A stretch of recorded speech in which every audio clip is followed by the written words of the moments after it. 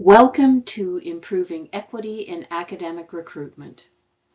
This PowerPoint begins with some basic information about what is meant by equity, diversity, and inclusion, then presents a framework for thinking through issues relating to EDI, including in the context of recruitment, and then offers some suggestions and sound practices for improving our processes and outcomes. From 2019 to the present, the University of Alberta has sought to increasingly include training and support relating to equity, diversity, and inclusion in all of its recruitment activities. This presentation reflects lessons learned and possible future directions. You are invited to use this time and this information to support your own reflections upon challenges and successes you have had integrating the principle of equity and inclusive practices into your recruitment and selection activities.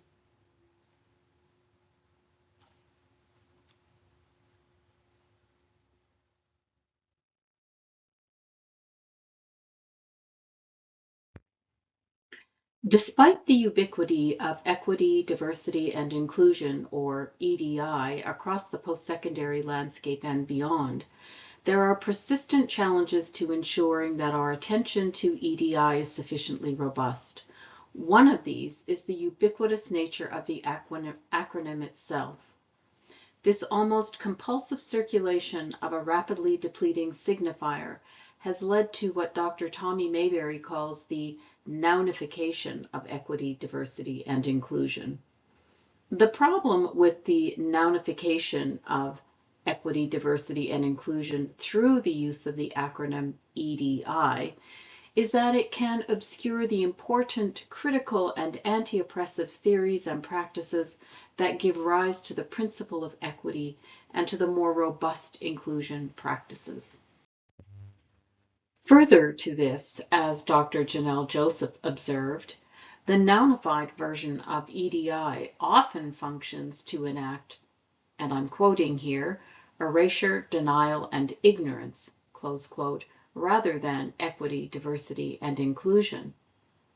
What Dr. Joseph is reminding us is that when EDI is mobilized without care and thought, we can end up with the illusion of action without actually changing anything at all.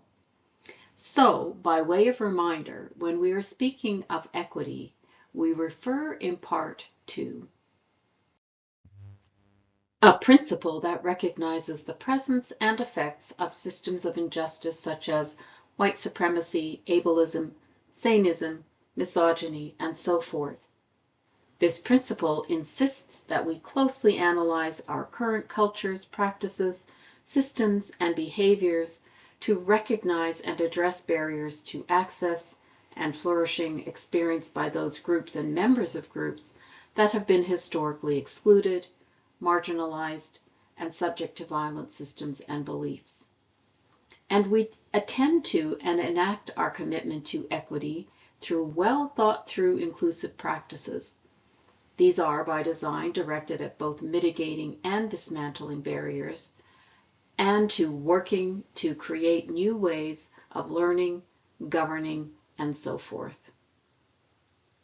When we commit to equity through rigorous and thoughtful forms of inclusive policymaking and educational practice, we hope to arrive at a world where hierarchies of difference have been dissolved in favor of widespread flourishing of diversity of all kinds, and in ways that are meaningful and not tokenistic. Now, the question arises, why do we need EDI in recruitment practices? Aren't our processes neutral? Unfortunately, they are not, and we now have a great many years of research to demonstrate how inequity and bias are reproduced in recruitment contexts. For example, bias appears through differential evaluations, that is, individual bias, of the same or similar experience, education, and qualifications. And I encourage you to look at the work of Dr. Tony DeMello, who has written extensively on fit in interviewing practices.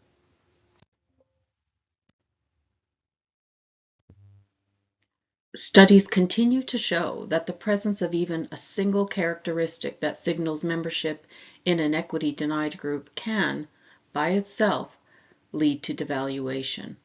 This can result in the same or very similar skills, dispositions, and knowledges being amplified or devalued based on the identity of the candidate.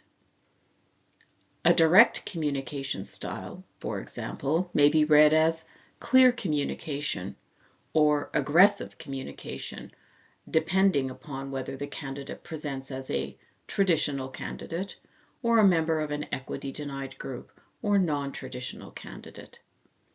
This table provides some examples of what bias can look like during the deliberation phase of the interview process. Bias also shows up in our proxies for excellence, or the powerful unexamined ideas about what we center or privilege in a candidate. These proxies can include quantity of publications and the valuing of some forms of dissemination over others, the prestige of the university where the candidate studied or previously worked, an uninterrupted work history, number of research dollars, student evaluations, specific kinds of services, and certain kinds of research methodologies, pedagogies, and canon. And I'm sure you can think of other proxies that are used in your recruitment processes. On this slide, there are 3 new proxies offered, all of which reflect EDI thinking. First of all, we could extend proxies for excellence in dissemination beyond the realm of a narrow range of journals and publishers to those that contribute to the advancement of communities beyond the university. We can expand proxies for excellence in research beyond the acquisition of dollars and consider the demonstrated presence of other resources required to undertake important research, such as the presence of a network of community relationships. And instead of using the prestige of a university as a default proxy for excellence, examine the achievements of the candidate within the context from which they came, such as developing new academic programs, creating innovative research collaborations, and hosting international conferences. For more on reimagining proxies for excellence, please see Abigail Stewart and Virginia Valian's book, An Inclusive Academy, Achieving Diversity and Excellence. And finally, bias can show up in recruitment practices that are employed, from the crafting of position descriptions and job ads through to interview and deliberation processes, protocols, and practices.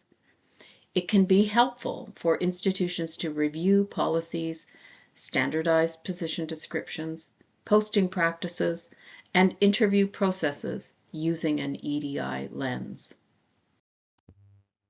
Of course, all of the foregoing are not operating in isolation from one another, but articulate together to reinforce existing behaviors, attitudes, beliefs, and systems. One framework that can be helpful in understanding how inequity works, and perhaps more importantly, how to effect change, is an analytic tool developed by Tina Lopez and Barb Thomas. Lopez and Thomas use a triangle shape with a horizontal line dividing it to set the stage. Above the line are observable behaviors and incidents, for example, using derogatory language or gestures, articulating negative stereotypes, and so forth. Microaggressions would be another example of behaviors that individuals enact towards other individuals or groups. These above-the-line elements are often easiest to address because they are most obvious. However, to accomplish institutional change, it's important to think of what's happening below the line, that is, with respect to ideas and systems that shape the ways in which people work together. The bottom right corner of the triangle represents systems that shape institutions. These include formal policies and practices, as well as informal and taken for granted ways of doing things. When we are analyzing university systems for their ability to enact equity, diversity, and inclusion, we are looking for what is present, such as good policies, and we are also looking for gaps and absences, for example, weak or absent formal procedures. Finally, in the lower left corner of the triangle, we have the powerful and often unexamined ideas that shape what we prioritize and what we ignore. Sometimes we refer to these as norms. These taken for granted assumptions about what is true reflect our ideas about the way things are done and ought to be done. Sometimes these norms are not readily visible except in their effect on others or in their expression through what is articulated in policies and practices. Here is where we often find our proxies for excellence, that is, our taken for granted ideas about who and what a good leader looks like, acts like, or values, what constitutes outstanding research, what we value in a faculty member, what counts as productivity or a proven track record, or the value and prioritizing of creativity, collaboration, productivity, and efficiency. I'm sure there are many other workplace norms you can think of, and of course, not all norms are exclusionary. They can be expansive, creative, and enable us to enact the principle of equity. As with systems, sometimes these powerful, unexamined ideas can be hard to see. However, their effects are often reflected in the way we do things, in the way we talk about issues, and the effects of our decision making. Bias awareness training, gathering good demographic data, and reviewing pedagogical and research practices are some actions we can take to make visible the assumptions that shape how we think about and do our work. These analyses can also help us determine the place equity, diversity, and inclusion have in our systems and the ideas that shape our systems. So what might the triangle tool look like in action? Let's say we're interviewing two candidates, Bruce and Betty. The discussion might include comments like, Betty's accomplished a lot, but can she lead? Versus, wow, Bruce has accomplished so much, he'll be a great leader. We can see the gendered ideas about who makes a good leader and who doesn't. And that might be reflecting one powerful unexamined idea that shapes our deliberations. So that's one beneath the line element that we see emerging. And on the system side, we may also be seeing the absence of something, perhaps of clear protocols, like a rubric.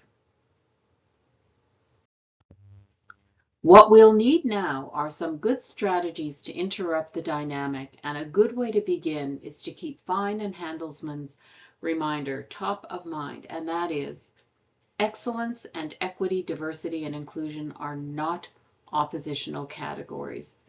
That is, when EDI thinking is integrated into practices, excellence is expanded and extended, not threatened or contracted.